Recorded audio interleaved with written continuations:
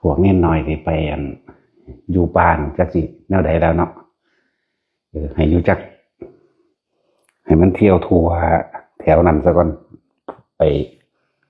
ภูลังกาแหละมันมี3 ผู้อยู่ดอกสูงๆกันให้มันมีประสบการณ์เห็นนั่นเห็นนี่ได้หลายอย่างที่มันจะต้องพบบรรลุเบิดได้แม่จังบ่ได้มายุ่งมายากนำมนุษย์นี่อีก ให้มันบรรลุเบิดหั่นแหละจังบ่ได้กลับมายุ่งมายากกับคนอีกนายเบื่อนาย บ่ต้องมายุ่งมายากอีกจังว่าบังคับหรือบ่แม่นบังคับดอกเขาก็เต็มใจไปของเขาอยู่อยากให้เขาพ้นนั่นแหละให้เขาไปเห็นทุกข์ให้เขาไปเห็นความยากลำบากให้เขาไปเห็นร่างกายของเขาเองบังคับได้หรือบ่ได้ให้เขาไปเห็นได้ตัวเขาเองเขาก็จะเห็นในตัวเขาเองเมื่อยเป็นแบบนั้นหิวเป็นแบบนี้หิวเข่าเป็นแบบนั้นหิวน้ำเป็นแบบนี้อยากได้นั่นอยากเป็นนี่นะประสบการณ์มันแบบสิเป็นตัวถ้ำแท้ส่วนการได้ยินได้ฟังเป็นแค่แนวทางตามได้และอาจารย์ก็เป็นแค่แนวทางเพื่อให้เกิดกำลังใจหรือเพื่อให้บ่ผิดทางก็ซื่อหรอกแต่ว่าประสบการณ์จริงๆนั่นแหละคือธรรมะแท้ๆคือความจริงของเจ้าของเอง จึงว่าอยากให้เน้นให้เขาไปหูเห็นเอาเองเขาหูเขาเห็นเอาเองเขาก็ตัดสินใจเอาเองแบบเบื่อหรือบ่เบื่อนายหรือบ่นายรุดหรือบ่รุดอะไรอย่างว่าบ่เบื่อบ่ผู้ใดเลยมาเที่ยวเวียนบ่ายแต่เกิดอยู่นี่มายุ่งยากอย่างพวกคนกับสัตว์อยู่นี่เนาะบรรลุแล้วก็อยู่ป่าโลดจะมาเว้าน้ำคนหนีไปอยู่ใต้ดินบาดาลหม้องใดอยู่เป็นที่สุขสบายใดไปโลดบ่ต้องมาสนใจหรอกต้องมาสนใจกับคนหลักถ้านั่นแล้วแต่เฮาก็พอแห้งแล้วบ่ได้ว่าสิว่าจังซี่จักนิดนี่แม่มนี่ มันหลุดมาหยังหม่องนี้บ่ได้ตั้งว่าสิมาอยู่นี่จักเม็ดเลยโอ้ยนั่นน่ะนายเบื่อนายมันว่าให้หลวงพี่ดงหน้าเทศเนี่ยเฮาก็สิได้พักผ่อนเนี่ยเลยหนีไปอยู่แต่เจ้าของเลยผู้ใดผู้หนึ่งก็ให้พวกแอดมินนั่นนะพวกจังว่าไปไล่สดกับเขาแน่ค่อยๆเบาไปมันชินมันลึงแหละไก่เขาเบาเลยตัวบัดนี้เขาก็ได้โอกาสหนีตัวบัดนี้อยากยังว่าถ้าย่อยหนีตัว มันเบาๆที่พวกหานก็เลยต้องพี่ดงหังแล้วเลยแต่ขนาดเขาถามมันยังเบาๆเนาะคุ้นคือเนี่ย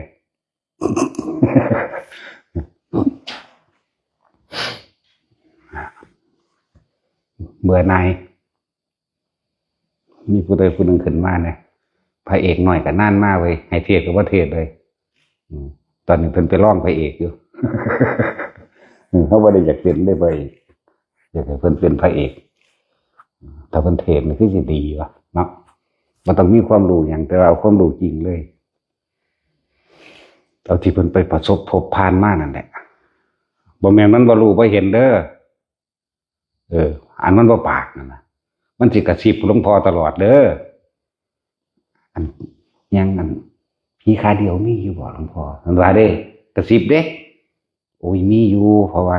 รถชนมันขาดมันเป็นผีพิการนั่นดอก เห็นดูเขาบ่ย่านดินั่นแหละที่ว่าเฮ็ดจังได๋เฮาสิบ่ย่านคนที่เข้าป่าเข้าดงหรืออยู่ในสถานอาการใดก็จังเฮ็ดจังได๋เฮาสิบ่มีชีวิตอยู่โดยปราศจากความกลัว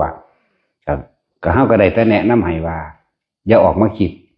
แต่ถ้าคิดแล้วกล้าและกลัวก็เกิดขึ้นทันทีวิธีหยุดคิดก็อยู่ในลมหายใจมั่งอยู่อุณโลมมั่งก็บอกแล้วแต่นั่นแค่เป็นแนวทางที่ว่าบอก แต่การกระทำจริงๆขึ้นอยู่กับเจ้าของนั่นบ่ล่ะแล้วคนสิหายบาดกลัวอะไรนะคือต้องมีประสบการณ์เห็นจังใดสิเศร้าย่านผีลำเพิ่นมันว่ามึงก็พ่อดูเห็นดูเจอบ่อยๆเห็นบ่อยๆก็เกิดความเคยชินเมื่อชินแล้วมันก็บ่ย่านทันตัวเนาะแม่นบ่ล่ะเมื่อชินแล้วมันก็เศร้าย่านตัวคือตัดสินจากเศร้าย่านก็ไปทำไมขึ้นไปดูเขานี่ถึงภูเขาบ่ต้องไปไกลหรอกบ่ต้องไปถึงคือเขาดอกไปเห็นดูเขาก็เศร้าทันตัวเนาะถ้าหนึ่งเศร้าย่านสองเป็นบ้ามันสิไปทั้งเป็นบ้าที่ตัดสินเสียแล้วไปปัวศรีธัญญาอุบลหมดแล้วบาดพอคนอันภาคกลางคนบ้านนอกนั้นเข้าใจภาษาว่าปัววะเนาะปัวแปลว่ารักษาเด้อปัวแปลว่ารักษาพยาบาลการที่หายย่านผีได้น่ะก็ต้องเจอบ่อยๆแล้วก็หายเองมันมีอยู่ตลอดนั่นแหละมันมีอยู่สุหม่องเว้ยคือเฮาเว้าเรื่องไผ่ไก่จังซี่นะก็อยู่กุฏิสุดท้ายมองอันติดทางอันซ้ำกะตานี่แหละอุ้มลุมมาคือไก่เนี่ยบ่แม่นหัวบ่แม่นโตจักสิว่าแนวใดเป็นหยุยเป็นหยุยมันบ่เป็นหัวเป็นโตได้เป็นกิ่งลุมมาเฮาก็เอาตีนเคี่ยเล่นหยอกเล่นแต่ว่าบ่มันเตะแห้งๆได้แบบเฮ็ดคือเฮาเดาะไปนี่นะตุลุกไปวนกับกิ่งลุมมาอีกก็เคี่ยตีนไปเคี่ยตีนมานะขาวๆหยุยๆดอกเอิ้นว่ามันเป็นขนคือไก่ซื่อๆไม่ว่าสิว่าขนคือหยังดีวะขนคือหมาหยุยเหรอปะจังซั่นแล้วบางมื้อมันก็เป็นอุ้มลูกน้อยลักจักใส่แอวอ้อมบัดนี่น่ะก้มลูกอยู่หั่นล่ะเนาะนอนสลารับตาเมียสิก้มอยู่หั่นแหละมันบ่ได้ว่าแข็งๆเฮาเด้มันนอนสลารับตาแม่สิก้มเด้มันบ่ได้ว่าแข็งๆเฮาเด้มันเว้าเป็นตาย้านอยู่ดิมันอยู่เด้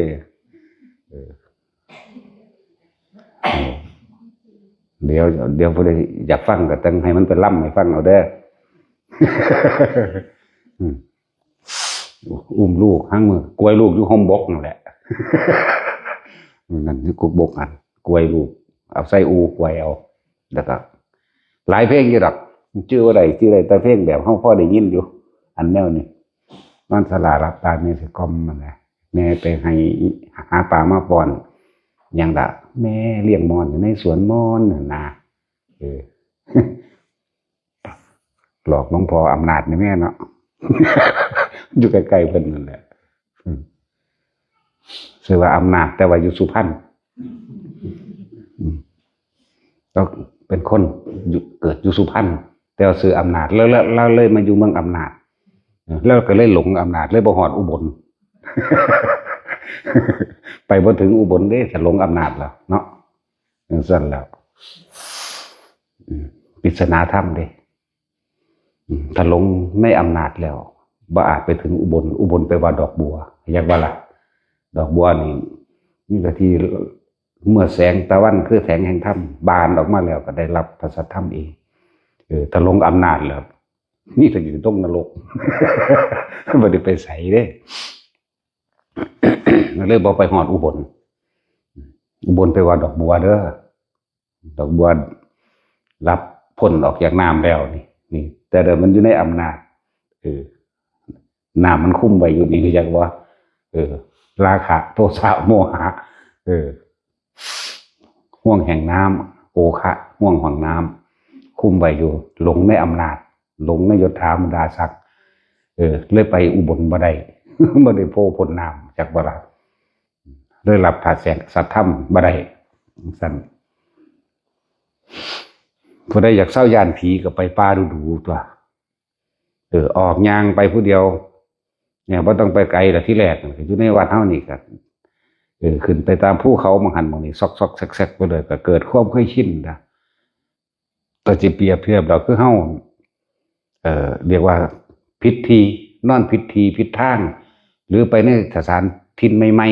ๆไปถิ่นใหม่มันสิตื่นเด้มันสิย่านนั้นย่านนี้เนาะบัดนี้เฮาอยู่โดนเขาความเคยชินเกิดขึ้นแล้วคุ้นแล้วเลยบ่ย้านเหมือนกันกับการเดินทางกลางคืนดูๆย่างไปหุ่นย่างไปพี่เดินจงกรมไปนั่นแหละไปทำแสงเพชรไปร้านพระเวทย่างไปแล้วก็ย่างมาลับไปยัดมาเกิดความเคยชินดูเขามันก็เศร้าย่านหันตัวเฮาคันไปต่างถิ่นบ่ย่านเด้ มันบ่ฮู้จักเรียกว่าล่ะมันแปลกอยู่บางนึงเดียวนี่ถ้าว่าไปต่างถิ่นบ่ย่านเพราะว่าบ่ฮู้จักว่าผีอยู่ไส แต่อยู่ในถิ่นยังฮู้อยู่ได้ว่าผีอยู่หั่นผีอยู่นี่เขาว่าเนาะตั้งไปหน้าตะกี้ก็เป็นเด็กน้อยอยู่เพิ่นเขาเอิ้นตะผีอีปุจังซี่ก็ปุอีหลีเด้ไปฮอดกกเสี่ยวใหญ่เหมือนกันลงรถเด้เลื่อนปุจังซั่นมีอีหลีอันนั้น6-7 คนพุ่นเด้ออันไปใส่กับหนูตะกี้ โอ้มัน4-5 เมตรพุ่นเด้คนสูงใหญ่เห็นนำกันเบิดเด้บ่ได้เห็นผู้เดียวเด้นี่เป็นเด็กน้อยหมู่ลง หมู่จากข้างหน้าน่ะยันบ่เห็นยันมันเห็นเขาก็ยังยึกลงในทางขีดตมโพนั่นหุ่นแต่ว่ามีอันนั้นมันยากมันหูจักว่าล่ะแต่เฮาไปต่างถิ่นเฮาบ่ย่านจักหม่องเลยเพราะว่าเฮาบ่ฮู้ บ่ฮู้ว่าหยังอยู่ไสแต่ว่าอยู่บ้านจังซี่ผีอีสินเฮียนรถดอกดอนหน้าพญบุงตุงอันนั้นพญสุทธีนั่นแหละผีอีสินเฮียนแต่เฮาก็บ่ย่านจักเทื่อเด้อล่ะอยู่หั่นก็เลยเพราะว่าหยังอีสินเฮียนสั่งเฮา เลยบ่มากวนจักเทื่อแต่บักหานี่มากูสั่งคักโลดออกเอาเองโดยบ่ได้มีคาถาผีออกเอาเองกูสั่งมันจังเป็นอีหยังกบใหญ่ก็อยู่หั่นแล้ว ธรรมดาบ่คงไปหาเอ็นว่าไตปลาแล้วกบบักใหญ่ซ้ำปิดนี่เว้ยเอาอยู่โหมันสูงเลยหัวเข่าเฮาพุ่นล่ะไปฮอดก็เอาซ่อมซักก็บ่เข้าเอาขวานฟันก็บ่เข้าเตะ ถือสันแขงเตะเปาวะเข้าหงายท้องก็เดิงอยู่ไปเอาเสือกกันเสือควายอยู่หน้าพญาสุดนี่นั่นแหละ เสือควายอียุล่ะอีหาน่ะมันแต่มันฟังอยู่มันก็หัวนั่นแหละก็เอาเสือควายมันมามัดมันก็นอนหงายอยู่หั่นเด้ มัดจากข้างหลังมันมาใส่กิ้วเขาดีๆมัดใส่เอาเจ้าของคนก็จูงลากไปแล้วเป็นกิโลกว่าเด้ว้าบ มันห่วงกันสิห่วงขับบ้านเนี่ยลากไปตะทงหน้าเนี่ยจนเสื้อที่ขึ้นทั้งหินแห่ได้อีกว้าบยังไม่ใช่ตัวแลนขึ้นเงื่อนไวอยู่ธรรมดากบไงไว้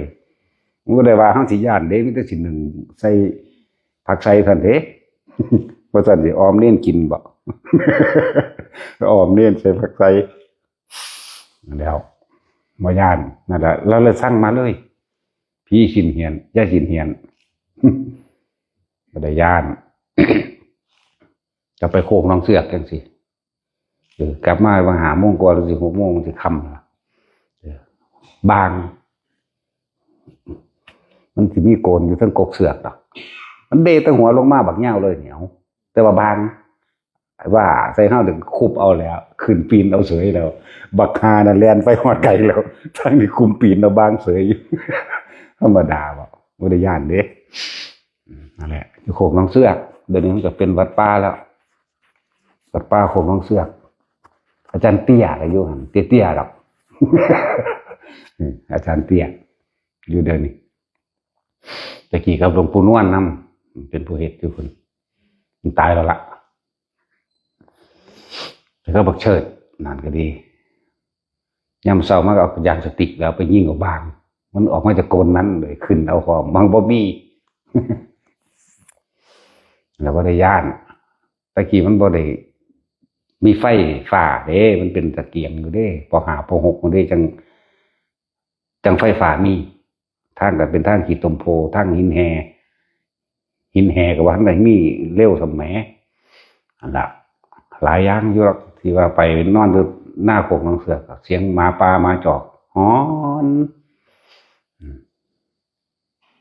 นั่นแหละจังว่าไปดูมันนังบ่ย่านดอกผู้ใดอยากเศร้ายานผีกับเที่ยวกลางคืนดูเอาย่างไปตามผู้ตามผานั่นแหละย่างไปมึงหันมึงหนีไปถ้ามันเห็นรู้เขามันก็ขิ้นก็เป็นหมู่กันตัวเนาะเพราะฉะนั้นที่ว่าเขาเอาผีได้เป็นหมู่บ่ได้ยากเด้บ่ได้เหงาเด้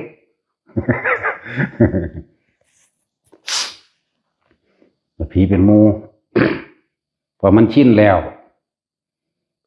คนที่บ้านได้เคยเห็นเอาหนังได้มาจินตนาการเอาคือตัดสินนี่เอาหนังได้มาจินตนาการเอาผีแม่นาคเนาะเอาผีแม่นาคมาจินตนาการเอาซาลือเฮียงเดตะกิไฟใหม่จอนังมั่งเอาไปล่ำกับเป็นคืออีหลีนี่เด้เนาะพวกหมอล่ำเล่นหนังแม่นาคก็ดีหนังขยาตะกี้ก็ไฟหอดใหม่จอมันคนเด้เป็นตาย่านต่อมากับพวกตะเคียนขน้องวันนี้เนาะตัดสินอาจารย์หนูจะออกลูกแล้วแต่ปัวออกนึกแต่ปลาไหลเนาะในท้องมันเนี่ยตะเคียนขน้องสิคุณอยู่เทิงกกโพอยู่เทิงกกไส้นั่งย้อนขาสยายผมอยู่เนาะ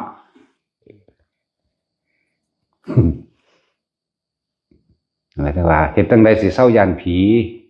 ก็บอกวิธีให้ต้องอาศัยประสบการณ์ออกไปเผชิญความมืดดูนั่นเห็นดูเขา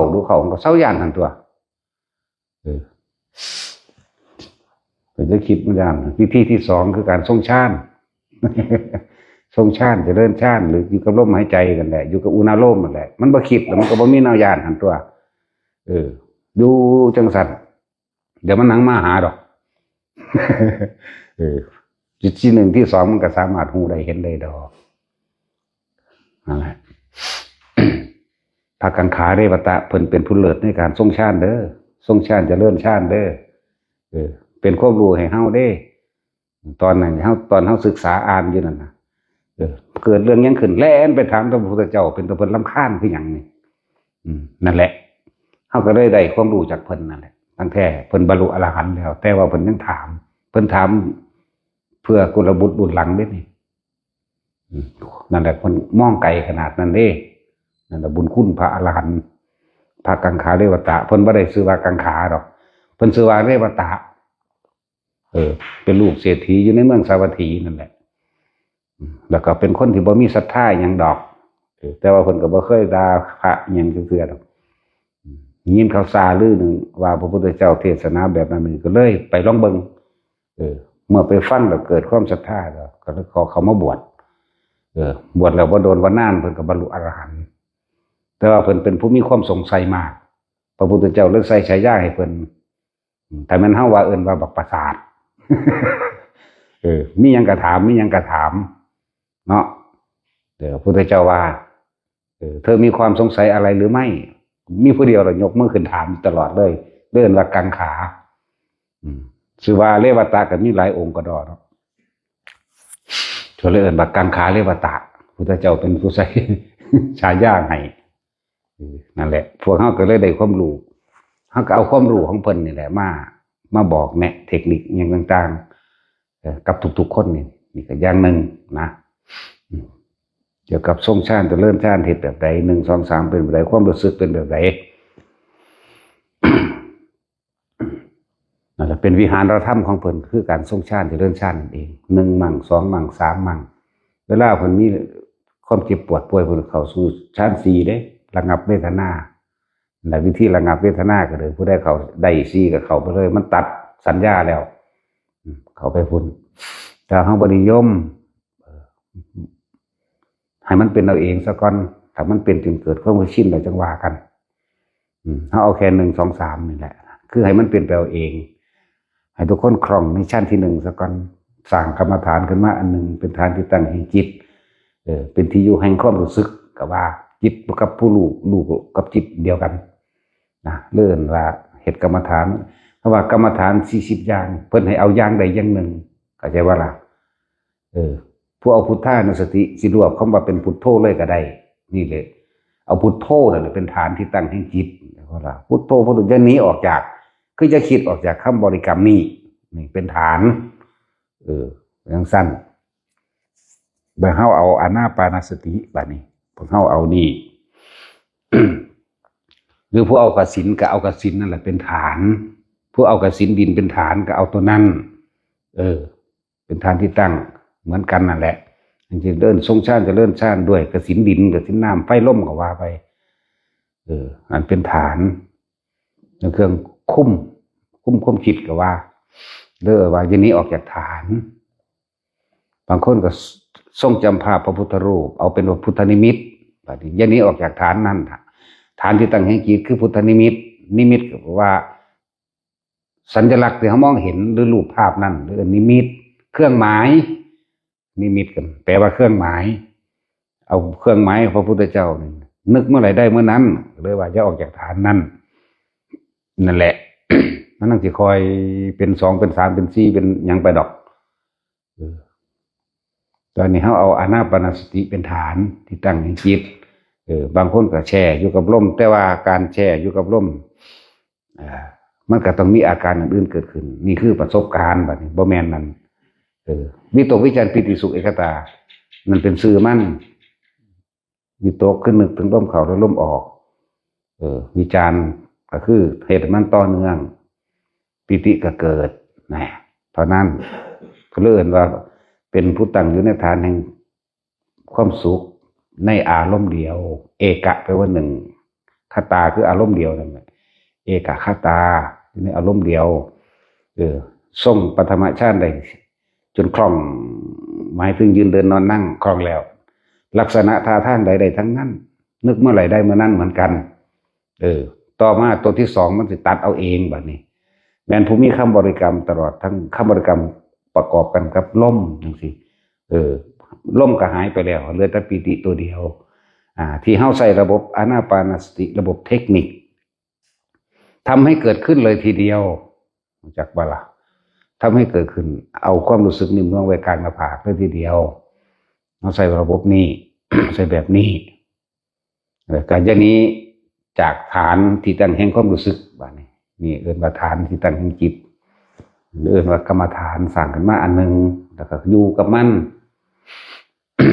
จิตเคลื่อนก็รู้ดึงเข้ามาก่อนนะพระกังขาเรวตะเพิ่นเป็นผู้ชำนาญในฌานเด้อเป็นผู้ชำนาญในฌาน1 2 3 4ถึงว่าพระพุทธเจ้าว่าเทียบเท่าร่องจากพระพุทธเจ้าจังน้อยพุ่นละเจ้าเพิ่นย่องอยู่ว่าเป็นผู้ชำนาญในฌานการเข้าการออกมีวสีความคล่องแคล่วของเพิ่นสมาบัติ8คือว่านั่นแหละเอาตัว1 2 3 4นี่ก็พอละอันเฮาพอเฮ็ดเป็นนี่จังน้อยนี่แหละ อัน6 7 8บ่ต้องไปหรอกเฮาเฮ็ดบ่เป็นนั่นแหละจังซั่น เพิ่นชำนาญในฌานสมาบัติ8บางทีเพิ่นก็เข้าสมาบัติเลยเดินว่าดับสัญญาเวทจิตนิโรธสมาบัติเลยเพิ่นเป็นพระอรหันต์นั้นเพิ่นเฮ็ดได้แต่ก็เรื่องของเพิ่นเฮาบ่ได้รู้แจ้งดอกบ่แม่นเรื่องของเฮาบ่เป็นความคิดเพิ่นเฮาบ่แม่นความรู้สึกเพิ่นจะไปเว้ายืนยันตัดสินว่าผู้นั้นแบบนั้นแบบนี้เอาคร่าวๆนี่แหละ เอาพอได้นำสื่อมันออกมาเว้ากับเฮาเฮ็ดเป็นเท่านั้นแหละ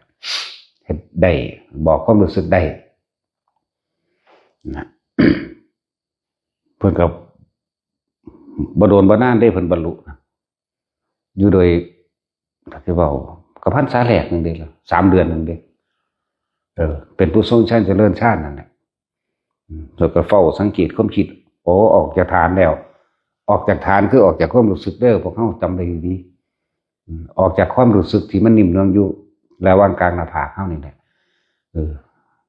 บางคนก็ขึ้นไปบนหัวนืบนาบไปบนหัวเป็นคือเอามือเศร้าๆบนหัวนี่นะ ผู้เฮ็ดเป็นแล้วเข้าใจบางคนมันก็เลื่อนลงมาในระหว่างทำกลางอกบางคนก็เลื่อนลงไปสู่ระหว่างสะดือก็ได้นิ่มนวลอยู่ระหว่างสะดือนี่นิ่มนวลอยู่กลางอกนี่นิ่มนวลเป็นวงกว้างเด้บ่แม่นน้อยๆเด้ บ่แม่นพอแต่มีตรงนี้เด้บ่คือตอนฝึกแรกเด้เข้าใจบ่ล่ะถ้าฝึกแรกมันเข้ามาระหว่างกลางคิ้วได้แล้วต่อว่ามันเกิดความชินมันก็เกิดขึ้นกว้างๆระหว่างกลางหน้าผากเป็นกว้างๆเรียกว่าเย็นนิ่มนวลลึกๆเย็นบ่แม่นเย็นแบบน้ำแข็งบ่แม่นแบบนั้นเย็นนี่หั่นล่ะบัดนี้ขึ้นบนหัวมั่งกลางอกมั่งลงเหนือสะดือมั่งมันเคลื่อนไปยังได้กระสร้างขอให้รู้สึกไปกับมันเลื่อนว่าจะหนีจากฐานแบบนี้ถ้ามันหนีรู้ว่ามันคิดถึงผู้นั้นกลับมาถ้าคนมีสติปัญญาประกอบไปพร้อมกันจิตเกิดที่ไหนดับที่นั่นคิดถึงบ้านกลับมาล่มเกิดที่บ้านดับที่บ้านในช่วงระหว่างกลับมานั่นแหละจากบ่อันคำว่ามันดับแท้ๆจากวันนี้บอกไปหลายงงเนาะว่าจะนี่จะหนีออกจากร่มจะหนีออกจากร่มหนึ่งจะหนีออกจากอุณหภูมิหนึ่งเอาอยู่ซ้ำนี่แหละผู้นั้นสิประสบการณ์เอาเองเนาะปล่อยว่างหรือปล่อยว่างก็ขึ้นอยู่กับผู้นั้นรู้เห็นนั่นนี่เอาเองดอกว่าที่ผู้ใดมาฝึกอยู่ในเฮาก็แนะนำแค่ว่าเบื้องต้นให้ดังนั้นเขาไปเฮ็ดเอาเองจะไปละกิเลสให้ไผเด้อ เพราะว่าเรื่องนั้นมันเป็นเรื่องของเขาต้องละเอาเองเขาต้องเห็นเอาเองคำว่าจะไปละกิเลสนะครับอย่าเว้าจนสุดค้นหาก็เฮ็ดเป็นเห็นบ่แท็กซี่อย่าเว้าเอามองมันสุดเด้เอาแค่สร้างเบื้องต้นให้เขาได้แล้วให้เขาไปเฮ็ดเอาเองบัดนี้เขาสิรู้ด้วยตัวเขาเองถ้าเฮาเว้าจนมองมันสุดเลยเฮาก็เว้าเรื่องนิพพานเฮาไล่ไปผู้นั้นฮักก็ฮู้จักนึงฮักก็เข้าใจว่าเอ้าทรงชาติจังซี่บ่อานาปานสติเป็นจังซี่บ่นึงแหมเลยบอกให้แต่ละคนเวลาเขาแนะให้เขาจับจุดอุณหภูมิได้แค่เบื้องต้นยืนเดินนอนนั่งให้เขาชำนาญด้วยตัวเขาเองเขาต้องไปฝึกตัวเขาเองแล้วเขาจะฟังหลวงพ่อเองดอกบัดนี่คนบ่ฟังมันบ่มาหรอกเนาะว่าสั่นคนที่มาคือคนที่ฟังแต่คนที่อยากเฮ็ดเป็นเป็นจังซั่น หลายอย่างแต่ว่าอันวิธีรัดเอาแบบนี้เป็นหลวงปู่หมั่นเด้เฮาเอาของหลวงปู่หมั่นเด้มาสอนจากว่าล่ะแต่เพิ่นให้ใส่วิธีนับนิ้วตะกี้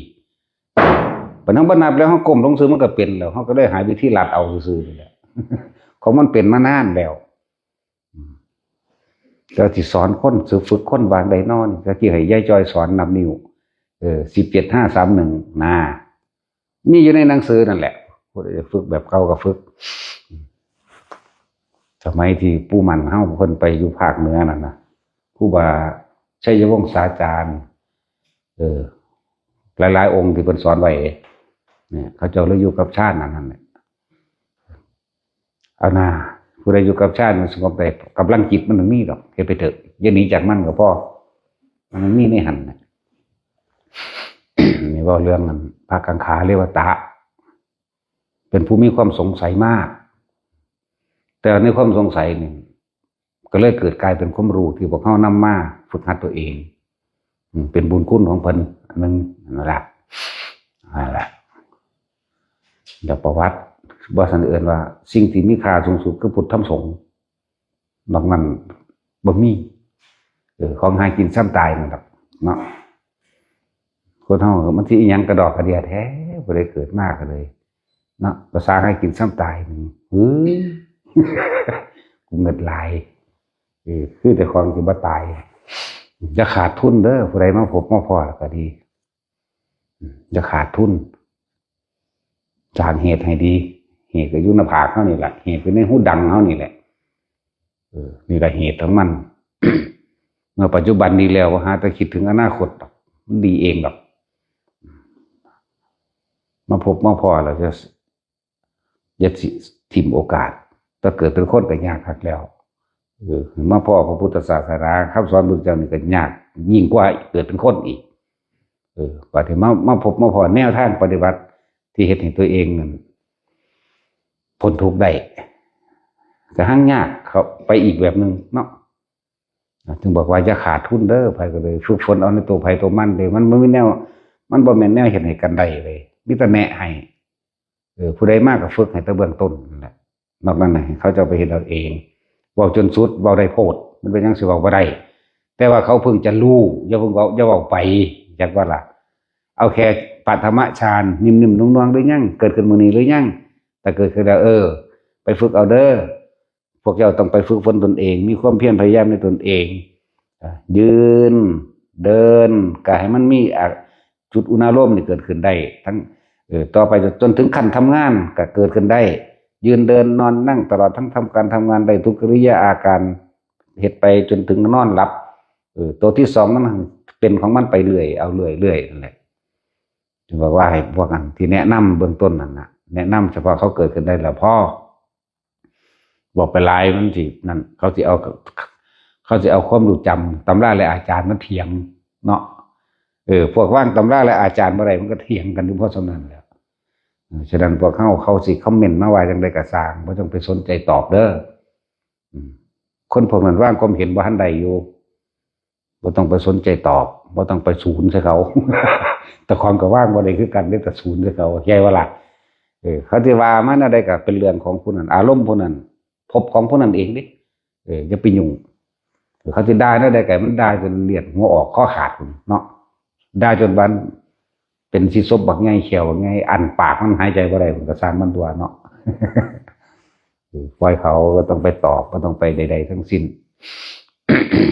แต่เขาจะคิดปุ๊บดึงเขามาหาเจ้าของทันทีเลยแต่เบิ่งเจ้าของพี่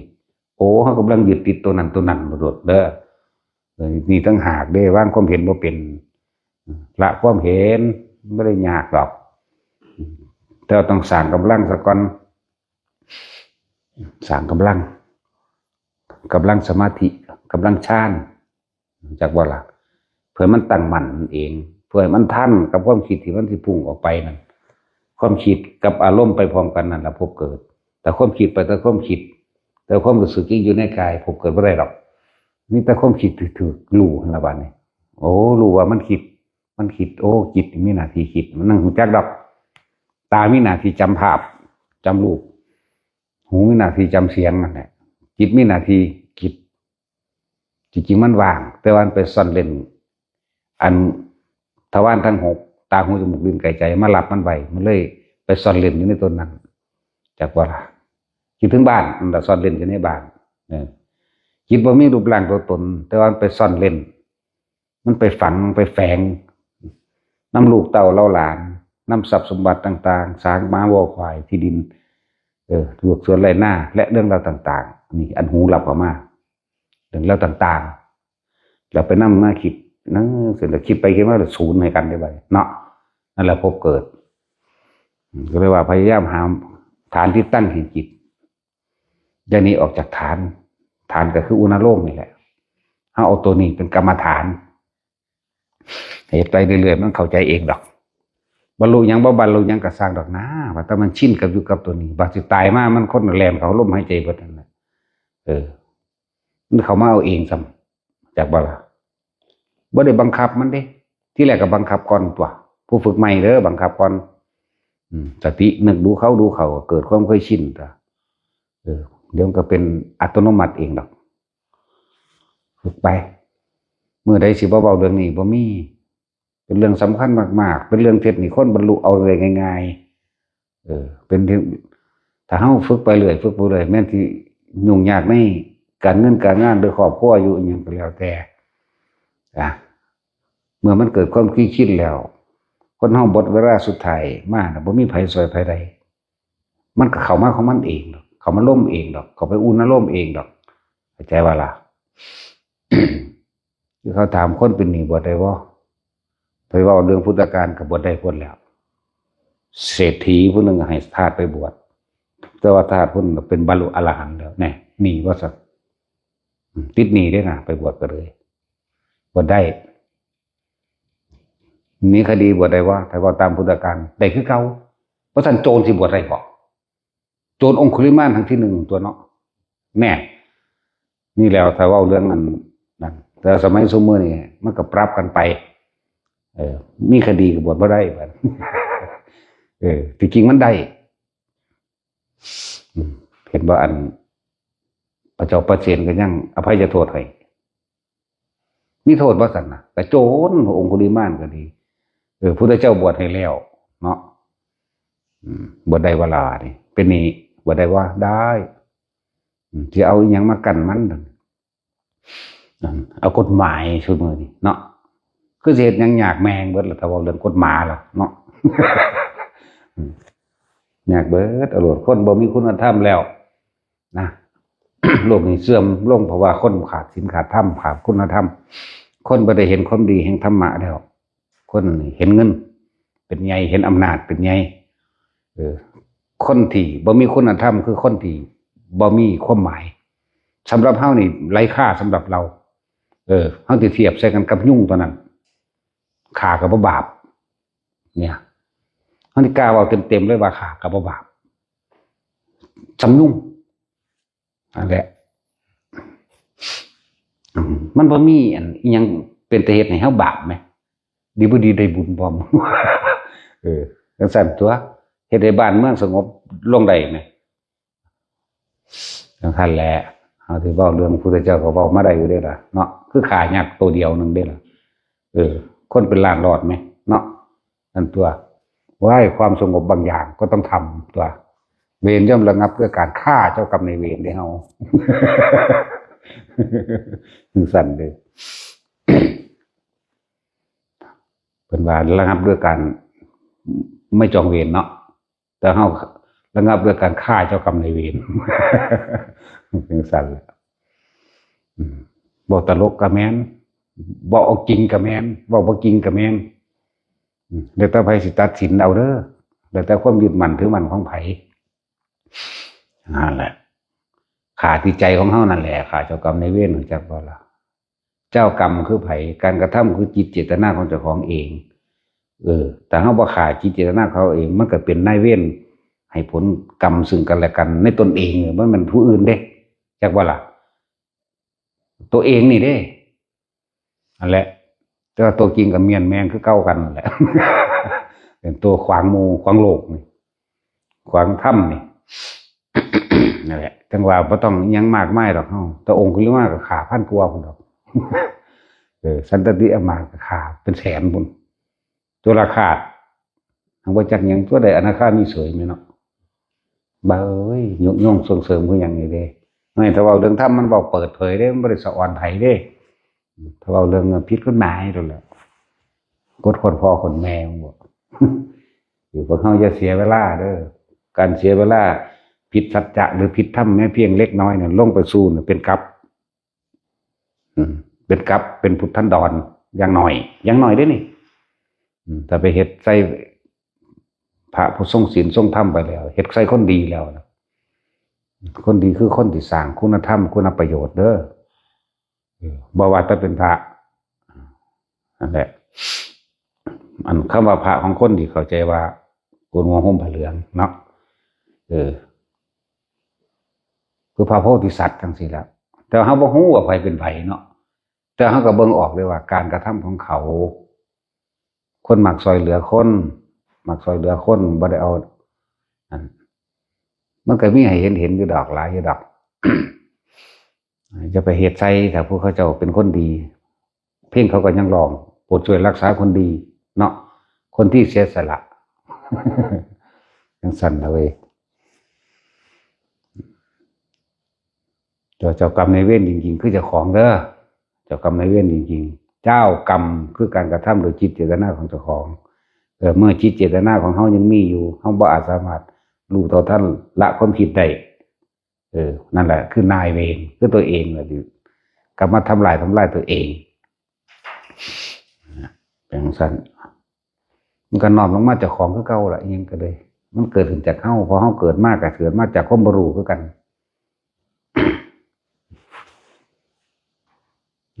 อันนี้ก็ยกคุณความดีให้พระกังขาเรวตะผู้เพิ่นสอนการทรงฌานเจริญฌานผู้เพิ่นถามพระพุทธเจ้ารู้เข้าเฮาเลยได้คำตอบด้วยความรู้นำเพิ่นจังซั่นบางองค์เพิ่นปฏิบัติยากเด้คนที่บวชก่อนหมู่มีไผผู้ใดรู้จักอยู่บ่นี่พระนารกะเด้เนาะแท็กซี่เห็นบ่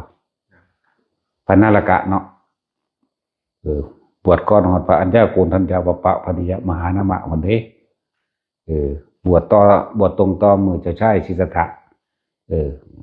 อย่างการะเทวินดาบทเนาะผู้เป็นลุงเพิ่นฮู้ว่าผู้นี้สิเป็นพระเจ้าแน่นอนกลับไปหาน้องสาวก็เลยเอาหลานนั่นแหละมาบวชตรงกับเจ้าชายสิทธัตถะนั่นแหละผู้บวชผู้แรกก็ใส่ผ้ากาสาวพัดมาเลยโกนหัวมาเลยตัวที่แรกแล้วแต่ว่าปฏิปทาโมนยะมันเป็นของเฮ็ดได้ยากอายุเพิ่นก็เลยสั้นเพิ่นก็เลยบ่มีบทบาทปานใดเรียกว่าผู้บวชผู้แรกคือพวกนั้นคือองค์นี้ผู้ที่สองก็โกนทัญญวปปัญญมหานามะอัจฉริ3-4-5นั่นบ่ล่ะ แต่ว่าเพิ่นก็บรรลุที่หลังดอกบรรลุที่หลังพระเรานี่บวชอยู่เท่าใด30 กว่าปีพุ่นเด้บ่ได้น้อยเด้ตอนนั้นบ่ทันถึง20ดอกคือสิอยู่ในวัยแรกรุ่นอยู่ดอก18 ปีบวชไปจนว่าฮอด36 ปี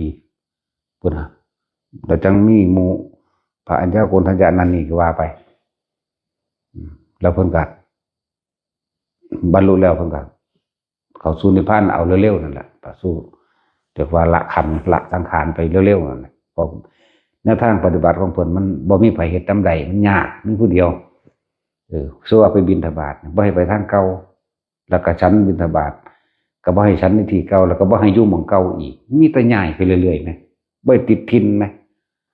แต่ว่าก็ได้เอตตะคะทั้งมวลในปฏิปทานะอายุคนก็เลยสั่นเพราะว่ามันลำบากมันทรมานร่างกายอันนี้ว่าเรื่องว่าผู้ใดเป็นผู้บวชผู้แรกพระนารกะเนี่ยแล้วผู้บรรลุพระโสดาบันผู้แรกในอันคือพระอัญญาโกณทัญญะในมนุษย์แล้วฝ่ายหญิงเด็กเป็นไผบัดนางกาลีเนาะนางกาลีโสนกุณฑิกะแม่ของพระโสนะนั่นเองนี่แต่ว่าบ่ได้ฟังโดยตรงจากพระพุทธเจ้าฟังจากเทวดาคุยกันในมือนั้นบ่ได้ฟังต่อปากเพิ่นดอกเทวเพิ่นเทศนาจบแล้วนี่พวกนี้บรรลุโสดาสกิทาคาก็ว่าไปที่ว่าบรรลุ18 คนคือเป็นบรรลุอรหันต์ที่ว่าอันมรรคผลต่างๆโสดาสกิทาคานับประมาณบ่ได้เด้จริงๆนะแต่นี่เฮามาเว้าให้ฟังแค่ว่าบางอย่างก็บ่ได้ต่อตรงจากพระโอษฐ์จากพระปากจากว่าล่ะบ่ได้ฟังต่อปากเทวดาเขาคุยกันสาตายคิราติยักษ์กับเหมวตาคุยกันดอกไม้จิตปาตีต่างๆเนี่ยบ่ได้ธรรมดาแล้วมันต้องบานตามฤดูเต้นมันบ่ได้บานตามฤดูเนาะเขาคุยกันเหมวตายักษ์นั่นน่ะบ่ได้มาฟังธรรมนำหมู่เลยมาเว้าให้ฟังโอ้ยจะบ่ฮู้บ่มื้อนี้พุทธเจ้าแสดงธรรมจักรดอกไม้นี่ก็เลยก็บานแบบนั้นนอกฤดูแบบนี้พุทธเจ้าของนั้นเป็นผู้ห่างจากกามแล้วเป็นผู้มีกิริยาวัดสวยงามแล้วเป็นผู้อยู่ในฌานแล้วเป็นผู้อิงกว่าไปผู้นี้ก็เลยบรรลุธรรมนำหมายถึงยักษ์นำกันบรรลุธรรมนำกันนี่เห็นบ่ล่ะหิมวตานี่เป็นแสดงธรรมให้สัตตายคิราติแสดงให้หิมวตาก็เลยบรรลุแล้วนางกาลีนี่ก็บรรลุนำคือกันนั่นแหละผู้ยิ่งผู้แรกแต่ว่าบรรลุนี่เว้าเรื่องตำราแต่สิไปเว้าเรื่องพวกบรรลุมาอยู่แล้วบ่เว้าแล้วอันคืออย่างนั้นหยังล่ะเศรษฐีนั่นนะเศรษฐีใหญ่เลยผู้หญิงนะบรรลุมาแต่เกิดพุ่นนะบรรลุแต่ชาติที่แล้วพุ่นนางวิสาขาเนาะนางวิสาขาแล้วบรรลุมาแต่เกิดพุ่นเด้หลายคนที่ได้ล่ะบรรลุมาแต่เกิดเนี่ยพูดบรรลุมาแต่สมัยพุทธเจ้าองค์ใดก็บ่รู้ล่ะแล้วเขาจะอาจจะตกข้างน้ำสวรรค์สนั่นแต่ถ้ามาเกิดน้ำพุทธเจ้าองค์นี้พอมีปณิธานต่อไปก็ไปเกิดน้ำพระพุทธเจ้าองค์นั้นอีกเวลาจะไปบรรลุทั้งเบิดน้ำมันภาษีอริยะของเราสั้นละก็เลยว่าพวกเข้าฝึกหัดไปเถอะยาขาดทุนเห็นแล้วเจอแล้วบ่ต้องไปหวังว่าเขาจะต้องได้ศาสตร์นี้คือนั่นดอกว่าเจ้าความอยากมาขวางมันขอให้รู้ปัจจุบันรู้ในลมรู้ในอุณาโลมเฮ็ดไปเถอะถ้าปัจจุบันมันดีแล้วอนาคตมันดีเองถ้าสร้างเหตุดีแล้วผลก็ต้องดีเป็นไปตามเหตุ ตัวสิ่งทั้งหลายทั้งปวงทำทั้งหลายทั้งปวงเกิดจากเหตุทั้งนั้นแหละแต่เขาหยุดเหตุก็ได้มันก็ไปเกิดตามเหตุอย่างว่าล่ะก็ว่าเหตุปัจจโยเนาะอารมณปัจจโยสิ่งทั้งหลายทั้งปวงเนี่ยเกิดจากเหตุอันก็เกิดเข้าสู่อารมณ์อารมณปัจจโยมีอารมณ์ได้เป็นเหตุให้เกิดการพบนะอธิปฏิปัจจโยอนันตรปัจจโยสานันตรปัจจโยนะเห็นว่าล่ะใจความเป็นไงเป็นเหตุปัจจัยพึงพาอาศัยซึ่งกันและกันไปเกิดนั่นแหละหยุดเหตุได้คือคิดเหตุก็คือคิดก็คือเหตุก็ล่ะแต่จังหวะเขาหาวิธีอย่าหนีออกจากฐานที่ตั้งแห่งจิตฐานที่ตั้งแห่งความคิดฐานที่ตั้งแห่งความรู้ฐานที่ตั้งแห่งผู้รู้แต่ว่าบัดนี้เขาบ่เอารู้แบบรู้ว่าผู้นั้นเว้านั่นผู้นี้เว้านี่เด้เขาเอารู้สึกโตอย่างว่าล่ะรู้สึกโตโดยบ่ต้องมีคำเว้าบ่ต้องมีคำคิดนั่นแหละให้มันเกิดกำลังสังสมมากๆแล้วก่อนบาดมันระเบิดทั้งระเบิดดอกคำว่าจิตร่วมก็แปลว่าความคิดอยู่บางเดียวหรือความรู้อยู่บางเดียวรู้สึกตัวอยู่ที่เดียวนี่เองเด้อเข้าใจว่าล่ะที่มันบ่ร่วมก็แสดงว่ามันคิดว่าเอาเปรียบเทียบง่ายๆนี่คิดถึงบ้านแน่คิดถึงหมู่แน่คิดถึงสัตว์เลี้ยงคิดถึงหนังเรื่องนั้นคิดถึงเพลงเรื่องนี้นี่เอิ้นว่ากระจายฟุ้งซ่านกระจายความคิดถ้าร่วมคือบ่คิดนี่มันมาร่วมเขานี่โลดนี่เอิ้นว่าคิดร่วมคือบ่คิดอย่าเพิ่งไปเว้าน้ำตำราและอาจารย์จิตรวมใหญ่สว่างจ้าเห็นนั่นเห็นนี่แบบนั้นอย่าเพิ่งไปเว้าอันนั้นอำนาจสมาธิซื่อๆได้นั่นน่ะการไปรู้ไปเห็นนั่นน่ะเข้าใจว่าล่ะดีมันหลงไหลไปนำมันสิ่งที่เห็นเฮาก็เป็นมาบ่แห้งแล้วเด้ปั๊บเข้าพูนไปแล้วบัดนี้พูนไปสะออนตั้งแต่ของภายนอกพุ่นเห็นบ่ล่ะพูนไปสะออนเทพเทวดาอินพรหมมีแต่ผู้งามๆพุ่นนะแต่ผู้งามเด้ห่างเธอกับฟาดแมงคือกันเลยนี่ว่าตาสินพวกเจ้าว่าเขาเห็นหยังเลยเสพกามที่มีหยังจักบ่ล่ะพวกนางฟ้าบริวารทั้งหลายมันขึ้นมาจากบุญญาฤทธิ์ที่เขาเรียกนิรมิตขึ้นเอาได้เลยได้นั่นมันบ่ได้เป็นบ่แม่นเกี่ยวจิตวิญญาณคนเด้เว้นไว้แต่พวกที่เขาปรารถนาไปน้ำกันคือพระโพธิสัตว์จังซี่เขาปรารถนาไปน้ำกันเป็นอันจันยุกันนั้นสิมากน้อยแล้วแต่ก็เป็นคือพระอินทร์เดี๋ยวนี้แหละมี3คนพวกเขาปรารถนาไปน้ำกันเดี๋ยวนี้ก็มี3คนแต่ว่าเนรมิตได้นั่นหลายอันนั้นเนรมิตได้เขาสิเฮ็ดหยังเมาแต่ในอันนั้นแล้วลืมกินอาหารแน่นี่แน่เรียกว่าล่ะพุ่นล่วงลงนรกพุ่นนั่นแหละมันหลายวิธีคืออย่างเนี้ยเวลาเขาตกนรกของมันเป็นตัวความรู้สึกเลยเข้าใจบ่นี่มันเป็นตัวอารมณ์เลยเป็นตัวความรู้สึกเลยแหมพวกนี้ใส่อันนี้เลยเด้มันเลยเอิ้นว่ากายทิพย์มั่งนี่มั่งเพื่อจะเกิดความเข้าใจง่ายคือตกใจกับตกนรกลงไปแล้วเข้าใจบ่นี่คือเมียพระอินทร์เมื่อกี้เจ้าไปไหนมานั่นน่ะไปเก็บดอกไม้สิไปไหว้พระจุฬามณีนึงไปตกใจนิดหน่อยเพิ่นมาเกิด80 ปีละได้ลูก2 คนทำบุญทำทานยังตอนเป็นมนุษย์ก็สร้างขอให้ได้เกิดขึ้นไปได้สามีอันเป็นองค์อินของผู้ขานี่มีอธิษฐานแบบนั้นแน่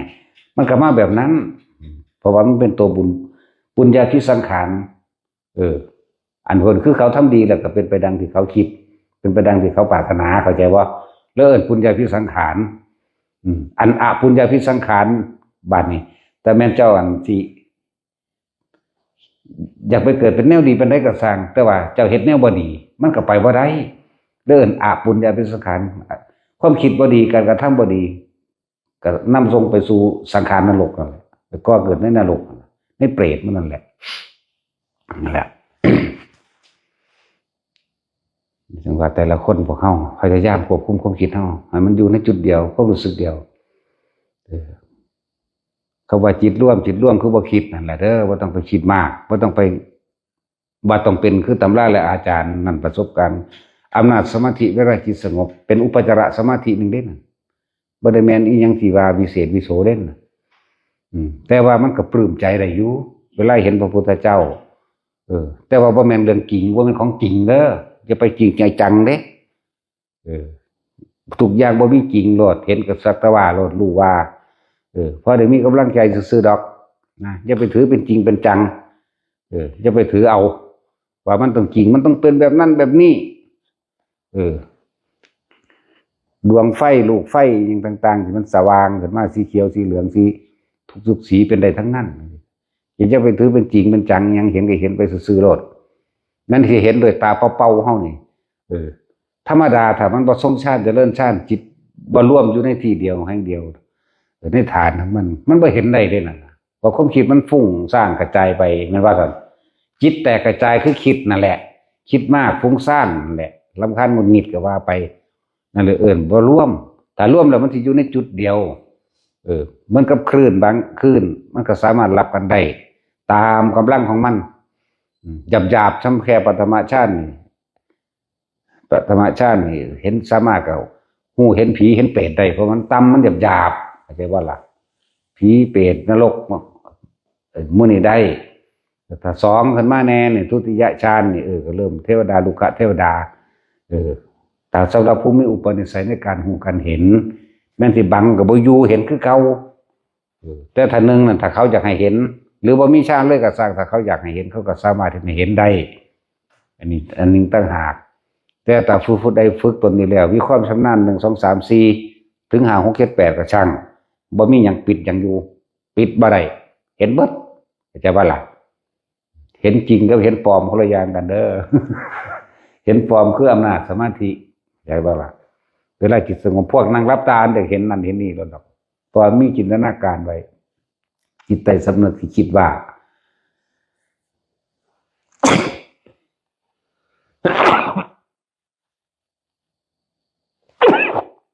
จิตใต้สำนึกแปลว่าเฮาคิดไว้แล้วเฮาลืมไปเวลามันเกิดความสงบแล้วมันสิพูดขึ้นมาเป็นภาพได้เป็นภาพเป็นเสียงได้เด้อ พวกนี้แล้วจังว่าให้เฮาหาความมั่นใจฝึกแบบมื่นตาเห็นแบบมื่นตานี่โลดจริงหรือบ่จริงก็ยังบ่ทันได้บอกบ่ทันได้ยืนยันให้อีกใช่บ่ล่ะถ้าผู้นั้นละอารมณ์ทั้งปวงได้แล้วจริงหรือบ่จริงก็คิดเอาว่านี่คนบ่มีอารมณ์ในความอยากแล้วจริงหรือบ่จริงก็แล้วแต่ไผแต่มันเฮาบ่ยืนยันเฮาบ่ตัดสินจักบ่ละอารมณ์มันพระอรหันต์พุ่นเด้เข้าใจบ่นี่ นั่นเป็นเรื่องนั่นจริงหรือบ่จริงก็สร้าง เพิ่นก็แค่ว่านำออกมาเว้าพอให้เกิดกำลังใจพอให้เกิดความฮึกเหิมศรัทธาสูงขึ้นซื่อ ให้แนวทางหรือให้นัยยะหรือให้กำลังใจก็ว่าไปนะจริงหรือบ่จริงก็บ่ให้ไปถือเอาอย่าไปมีอยู่ในสิ่งนั้นในสิ่งที่เห็นนั่นว่ามันจริงก็สักแต่ว่าหรือว่ารู้ให้ว่าเห็นเท่านั้นก็แล้วไปอย่าไปเข้าไปจริงไปจังแหละ เพื่อที่1ที่2ที่3มื้อนี้ได้เห็นได้เบิดนั่นแหละถ้าที่4เลยจังถอยลงมาเป็นที่3เอาแต่ที่4มันดับสัญญาแล้วมันตัด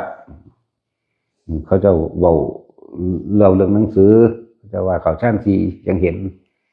จักเขาว่าบ่แม่นนะเนาะ มันดับสัญญาล่ะแม่มันตัดความรับรู้รับทราบยังเบิดแล้วแม่จะไปเห็นได้จังได๋แต่ว่าก็เรื่องของไผของเราล่ะเอานี่ตาเฮาก็เห็นเป็นปกติหูเฮาก็ได้ยินปกติจมูกเฮาก็ได้กลิ่นเป็นปกติแต่เฮาทรงอยู่ในนี่มันยังเห็นเฮาก็บ่ฮู้ว่าฌานหยังคือกันนั่นแหละเพียงแต่ว่านี่รู้สึกโล่งโปร่งเบาสบายโล่งโปร่งเบาสบายบ่มีเรื่องเดือดร้อนกังวลใดๆทั้งสิ้นผ่อนคลายออกเบิดคือจังบ่มีอีหยังเสียเลยเนี่ยเวลามันเห็นก็เห็นบัดปิดบ่อยู่ก็แล้วกันอันตัวจังซี่คือจังเฮาอยู่ผู้เดียวจังซี่บ่แม่นอยู่ผู้เดียวได้บัดอยู่บักหลายพุ่นจังซั่นแล้ว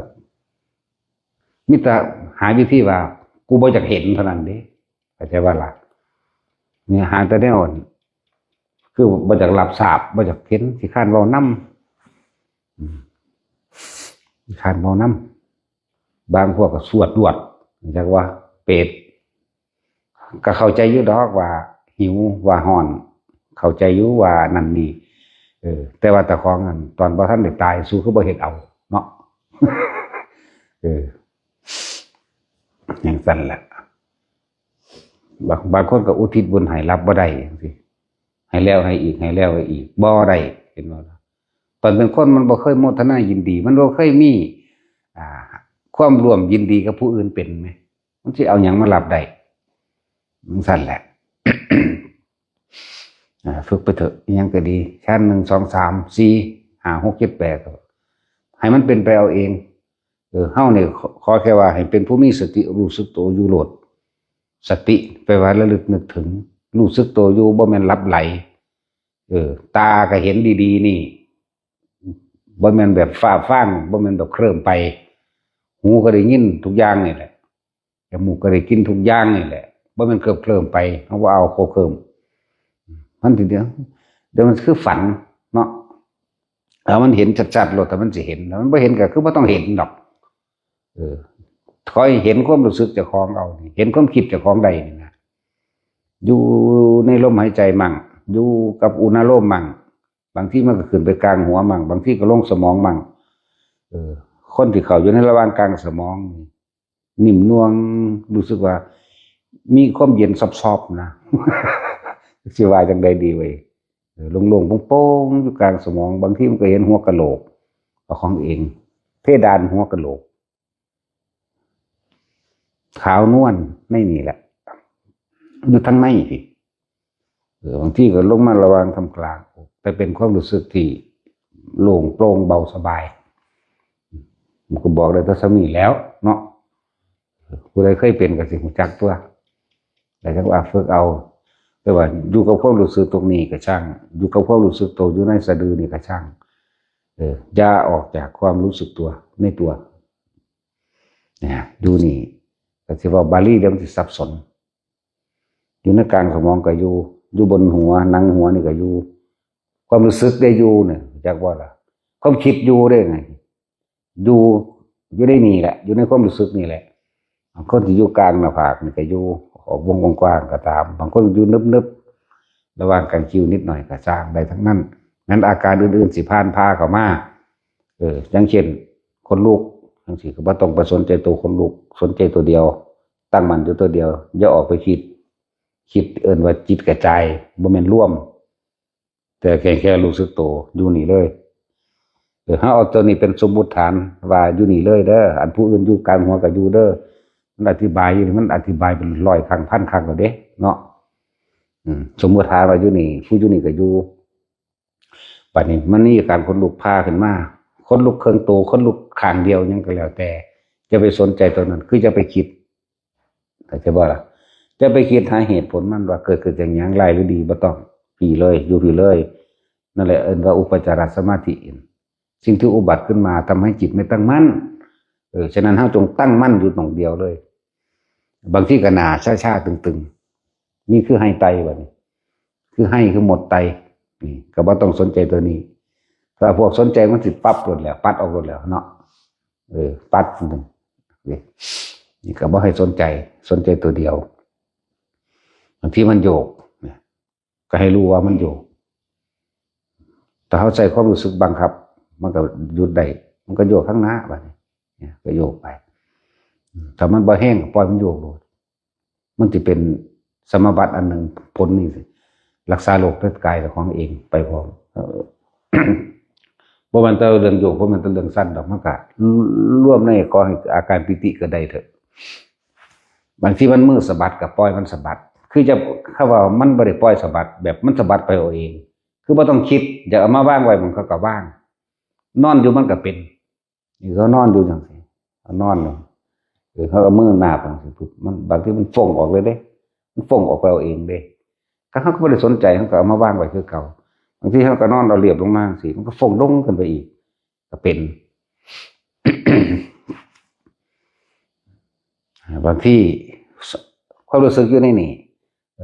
เอามือไปจับผ้าห่มแตกป๊อแปะหลดเป็นคือไฟแตกก็มีบางที่เฮาไปจับเปิดพัดลมแตกปั้วเลยเฮาบ่แม่นไฟสอดอีหลีแตกปั้วเลยก็มีเอาไปลูบพื้น โอ้บ่แม่นตะลูพื้นบัดนี้บางทีหัวมันส้นกันกับพื้นปูนอันที่เป็นหัวเฮาถึงอ่ะนะแตกว่าแป้งก็ตูดลงมามันก็หูอยู่จักว่าล่ะนั่นแหละเกิดว่าทุกอย่างแต่เฮาบ่สนใจตัวที่มันเกิดผ่านนี่เฮาเอาตัวพี่ทุกคนให้เข้าใจว่าเอาตัวเดียวให้ร่วมอยู่จุดศูนย์ร่วมหม่องเดียวโลดไปในประเภทภาพยังเกิดก็สร้างก็เบิ่งไปซื่อๆแต่ว่าบ่ไปคิดนำสิ่งที่มันเกิดภาพต่างๆนิมิตต่างๆนั่นน่ะเข้าใจว่าล่ะมันสิแสดงมันมีเบิดนั่นแหละบางทีก็แหล่มาหลอกบ่แม่นหลอกมาหยอกเฮามันน่ารักดีตัวแหล่เฮ็ดตาตกปกใส่เฮาเขาได้ก็หูขึ้นใส่ก็มีเด้โอ้ยสารพัดแต่มันได้เฮ็ดเจอจริงหรือบ่จริงก็สร้างอย่าไปสนใจนะตรงนี้บางทีก็มานั่งย่อๆแล้วก็ค้ำข้างเบิ่งแล้วก็เห็นตานี่โยดลงมาก็ได้ก็จับตาใส่ข้างนี้แม่บางทีก็ยิ้มบอกยิ้มแมงโอ้4ข้อที่เอาโลด4ข้อหูก็ยิ้มเฮ้ยบางทีเขาก็เล่นกับมันคือกันยิ้มหวานหรือยิ้มฮอดสิโอ้ยตาเอ๊ะคือกันเหรอวะซามือใส่โกหูแล้วธรรมดาวะนั่นแหละเห็นดูเขามันก็ชินมันก็บ่ย้านทันตัวอันตื่นมีอยู่อันตื่นบอกเรื่องตื่นตอนอยู่อันนั้นทางกลมๆหันของเขานั่งเก้าอี้สบายนั่งเหยียบนั่งเก้าอี้ว่ามันนั่งสมาธิแบบท่านั่นเด้แต่นั่งคือห้างนั่งเก้าอี้เอาขาตีนเหยียบดินนี่แหละก็นั่งธรรมดาเขาเล่นไปมันก็บึ้บเข้าไปโหลดบาดสิออกมาเพิ่นก็มาแร่ใส่เฮาที่เฮาก็ห้องก้าขึ้นศอกใส่เลยคือกันเด้ห้องพร้อมกันกับศอกใส่ได้มันตกจากตื่นเป็นอยู่ได้ตื่นนั่นน่ะคือเฮาตกใจนั่นแหละศอกใส่พร้อมเตะไปน้ำพร้อมแล้วมันยังแต่เสียงหัวเราะเฮาอักขึ้นไปข้างบนนะหังบ่แม่นย่านเด้ตกใจมันตื่นมันจะตื่นบ่ได้ดิคือคนไปหลับจาดเฮานี่นะจังซั่นแล้วแป้งมันก็ตื่นเป็นอยู่เด้มันออกมาตอนที่มันอยู่ข้างในมันเข้าไปมันบ่ได้รู้จักหยังเด้นั่นน่ะเงียบปึ๊ดมีแต่อยู่กับความว่างอย่างเดียวว่างแจ้งๆหรือมันว่างมืดๆหรือมันคนนอนหลับเด้บ่แม่นภวังค์ภเวงอีหยังเด้นั่นน่ะจักว่าพวกจิตตกภวังค์อะเด้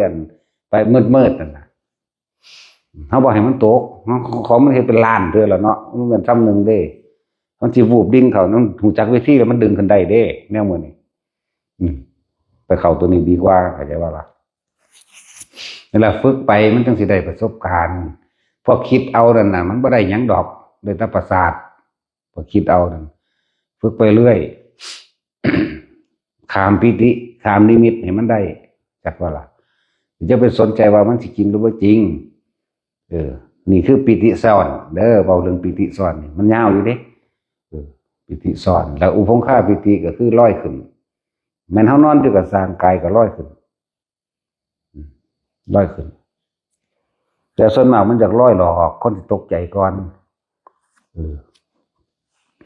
บางทีมันพาลอยไปตามน้ำตัวยื่นเหนือน้ำจะคืบหนึ่งลีดอย่างเร็วเลยเด้บางทีก็ขึ้นไปสวัสดิ์เสวียงดูก็เห็นไปซื่อๆแต่บ่ต้องเฮาบ่ได้ไปสนใจเด้อันนี้คือบอกให้ฟังที่หลังซื่อเด้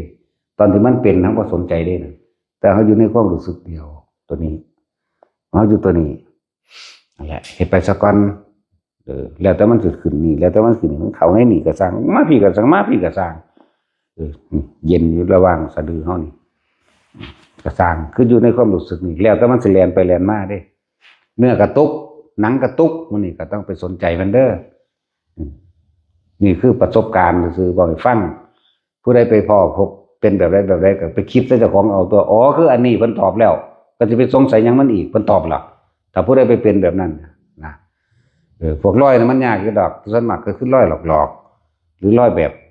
บบนิมิตนะร้อยจริงๆมันหายากอยู่เพราะส่วนมากมันตกใจก่อนร้อยจริงก็มีนั่นแหละบางองค์เพิ่นก็ชำนาญในการเฮ็ดแบบนั้นเพิ่นก็ร้อยจริงๆแบบนั้นก็มีหลายองค์อยู่ดอกโอ้แต่ว่าหลายก็ เพราะที่เฮาเห็นนี่ก็สิ2-3 องค์นั่นแหละเดี๋ยวเห็นห้องบ่แม่นอยู่นี่เด้พูนบางองค์ก็ตายแล้วบางองค์ก็ยังอยู่นั่นแหละทางบ่แม่นอยู่นี่อยู่นี่มีแต่อันเขาเอิ้นหยังอันเลื่อนลอยความคิดเลื่อนลอยบ่อยู่นี่มีแต่ประเภทเลื่อนลอยจะหนีออกจากความรู้สึกเดียวพ่อมีเฮ็ดอยู่แค่นี้จะเกิดนั่นขึ้นก็รู้อยู่ไปดูไปเห็นไปกับมันพ่อหลายคนรักอันเดียวจะเว้าประวัติองค์นั้นองค์นี้บ่มานิดๆหน่อยๆบ่ว่าเพิ่นเรื่องของเพิ่นมันเรื่องของเฮาบ่แม่นเพิ่นถ้าสิเว้าเอามันก็มันพุ่นแล้วถ้าว่าเอาจริงมันจะลับหลุดออกพวกนั้นหูงากหลุดถ้าว่านิทานหูสั้นสองร้องขึ้นหลุดเนาะจังซั่นแล้วมันหลายถ้าสิเว้าแล้วนะเยอะแยะว่าต้องจริงพร้อมบ่ต้องนิทานพร้อมก็ได้แต่ว่าเรื่องจริงก็อย่างอิงนิทานนี่เนาะเอาสมาทาน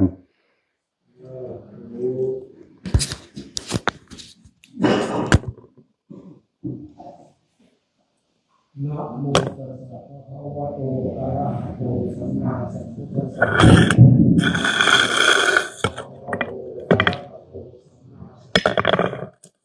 นะโมตัสสะภะคะวะโตอะระหะโตสัมมาสัมพุทธัสสะอิมาหังภควาอิมาหังภะคะวะอัตตะภาวัง อัตตะภะวัง ปุณหากัง ตุมหากัง ปริจจชา ป มิ ริจจชามิ ข้าแต่องค์สมเด็จ ข้าแต่องค์สมเด็จ พระผู้มีพระภาคเจ้าผู้เจริญ พระผู้มีพระภาคเจ้าผู้เจริญ พระพุทธเจ้าทั้งหลาย ข้าพระพุทธเจ้าทั้งหลาย มอบกายถวายชีวิต